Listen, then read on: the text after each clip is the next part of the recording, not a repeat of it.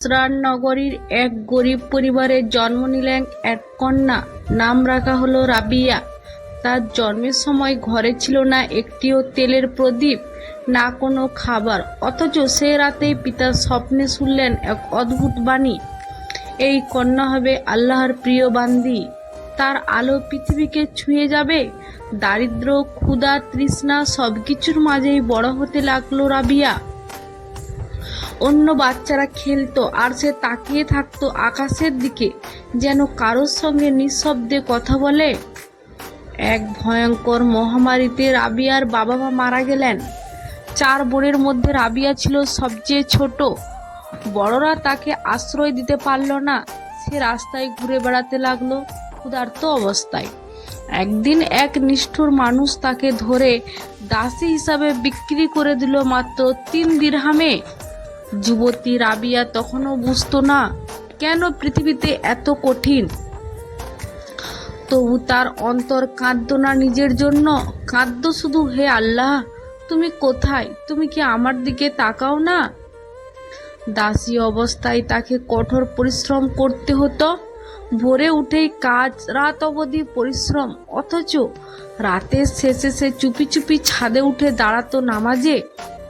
তার মালিক এক রাতে শুনল সে কাঁদছে আর বলছে, হে প্রভু, আমি তোমারই দাসী, মানুষের নয়। আমি তোমার প্রেমে পুড়ি, তুমি আমাকে তোমার কাছেই নিয়ে যাও। সে দৃশ্য দেখে মালিক ভোরে এসে বলল, রাবিয়া, তুমি স্বাধীন, আমি তোমাকে মুক্তি দিচ্ছি আল্লাহর নামে। রাবিয়ার চোখে তখন আনন্দ নয়, গভীর নীরবতা। যেন সেই মুক্তি সে মানুষের কাছ থেকে নয়, বরং আল্লাহর দিকেই খুঁজে পেয়েছে। মুক্ত রাবিয়া বনভূমি আর মরুভূমিতে ঘুরিয়ে বেড়াতে লাগলেন। কখনো দিন কাটতো রোজা রেখে, কখনো রাতে নামাজে দাঁড়িয়ে। তার একমাত্র কথা ছিল, আমি জান্নাত চাই না, আমি নরকও ভয় করি না, আমি শুধু আল্লাহকে ভালোবাসতে চাই। তিনি নিজের হৃদয়কে ভালোবাসার আগুনে জ্বালিয়ে তুললেন। বসরার লোকেরা তাকে পাগল ভাবত, কিন্তু রাবিয়া বলতেন, যে আল্লাহকে ভালোবাসে সে কেমন করে জগৎ ভালোবাসবে। এক রাতে রাবিয়া দেখলেন চারিদিকে অন্ধকারে ভরে গেছে। তিনি মাটিতে সেজদায় পড়ে গেলেন, হে প্রভু, যদি আমি তোমাকে ভালোবাসার ভান করি তবে আমাকে ক্ষমা করো, আর যদি সত্যি তোমার প্রেমে ডুবে থাকি তবে আমাকে তোমার সান্নিধ্য দাও। সে রাতে তিনি অনুভব করলেন যেন আল্লাহর রহমতের আলো তার অন্তর ভেদ করে যাচ্ছে। চোখ থেকে অশ্রু গড়িয়ে পড়ল, কিন্তু মুখে ফুটল এক হাসি, এখন আমার কেউ নেই, শুধু তুমি আছো। রাবিয়ার সৌন্দর্য, পবিত্রতা, জ্ঞান ও ত্যাগের খবর চারিদিকে ছড়িয়ে পড়ল।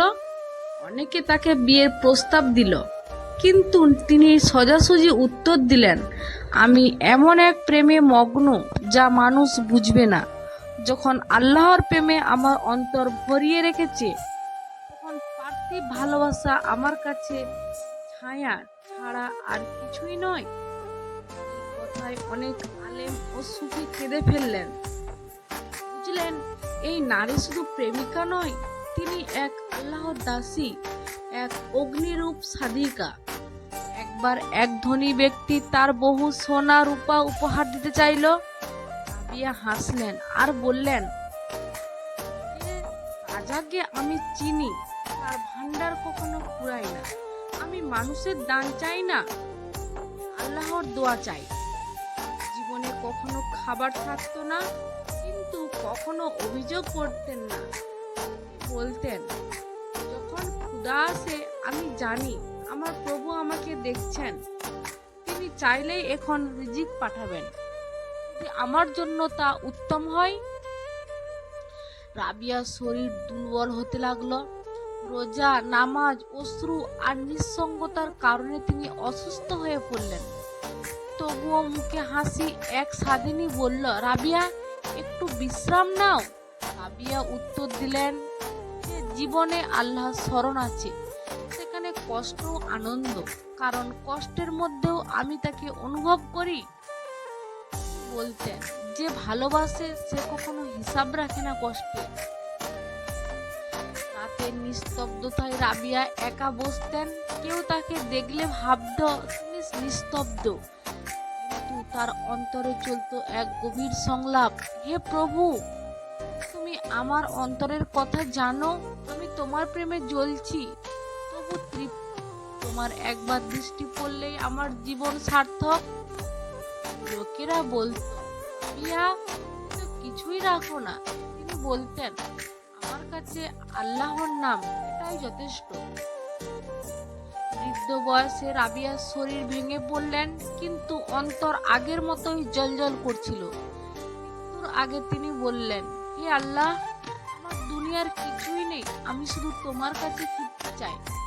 শেষ নিঃশ্বাস মুখে হাসি রেখে বললেন, হে প্রিয়তম, এখন তোমার সান্নিধ্যে আছি। বসরার আকাশে তখন হালকা সুবাস ছড়িয়ে পড়েছিল বলে অনেক জানিয়েছিলেন। এভাবে রাবিয়া বসরির পৃথিবীর কষ্ট পেরিয়ে গেছে চিরন্তর শান্তির আলোর দিকে, আল্লাহর প্রেমের অনন্ত বাগানে। রাবিয়া বসরির মৃত্যুর রাতে বসরার আকাশে হালকা মিষ্টি সুবাস ছড়িয়ে পড়ে। অনেকে বলেছিল এ যেন জান্নাতের বাতাস। যারা তাকে জানাজার অংশ নিয়েছিল তারা বলতো, রাবিয়া মৃত্যুর পরও এমন হাসছিলেন যেন প্রিয়তমের সঙ্গে সাক্ষাৎ করে শান্তি পেয়েছেন। তার কবরের চারপাশে অদ্ভুত শান্তি নেমে এলো। বাতাস নিস্তব্ধ, তবুও হৃদয় কাঁদছিল। লোকেরা বলতো তিনি চলে গেছেন, কিন্তু তার প্রেমের আলো আমাদের মাঝে রয়ে গেছে।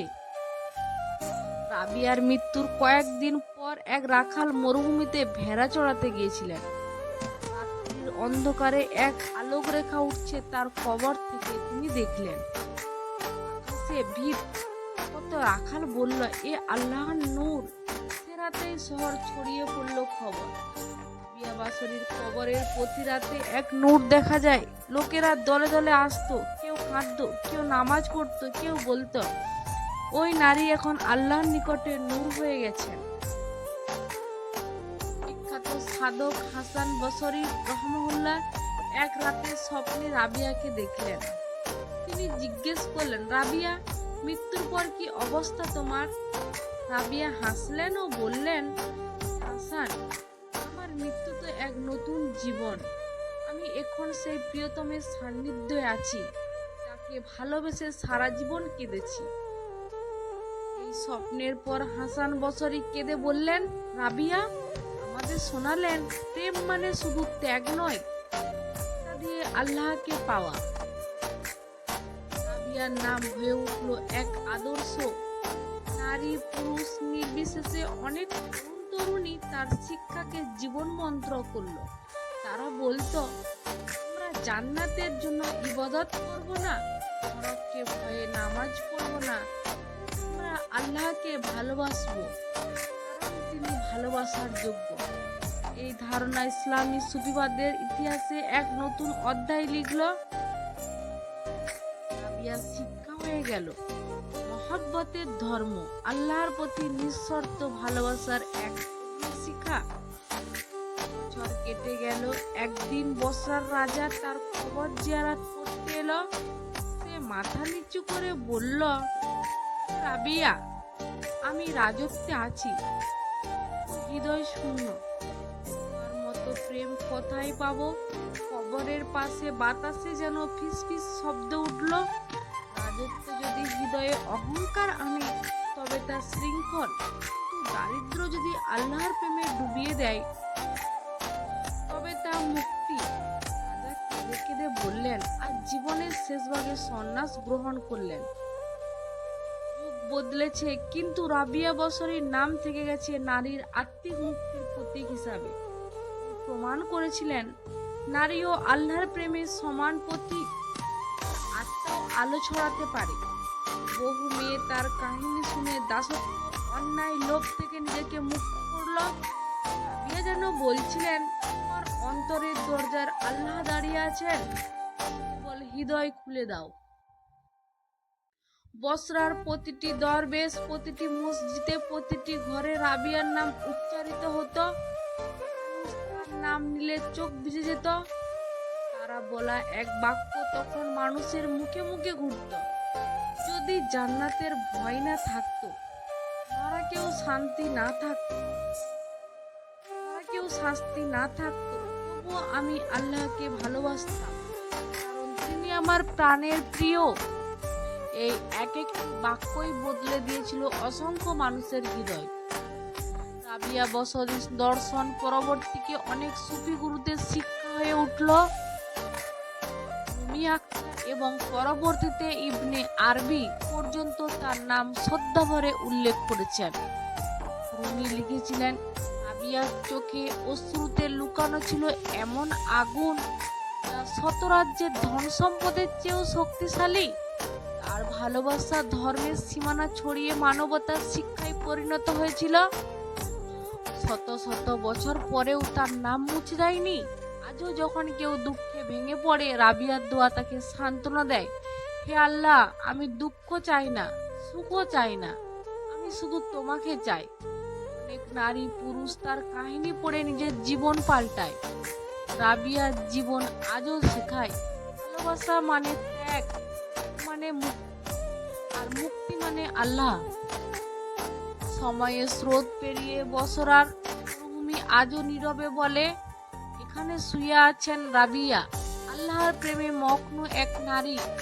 রাতের আকাশে যখন তারা জ্বলে, অনেক ভক্ত বিশ্বাস করে সেই নূর রাবিয়ারই প্রতিফলন। তার জীবন যেন এক বার্তা, জীবনের উদ্দেশ্যে সম্পদ নয়, খ্যাতি নয়, বরং প্রেম, শুদ্ধ আল্লাহর প্রতি প্রেম। আর সেই প্রেমই তাকে করেছে চিরন্তন, মৃত্যুর পরেও জীবিত, যুগে যুগে প্রেরণা।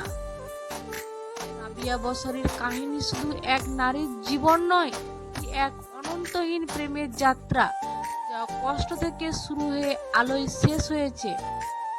তো বন্ধুরা, আপনাদের কাছে ভিডিওটি কেমন লাগলো অবশ্যই কমেন্ট করে জানাবেন।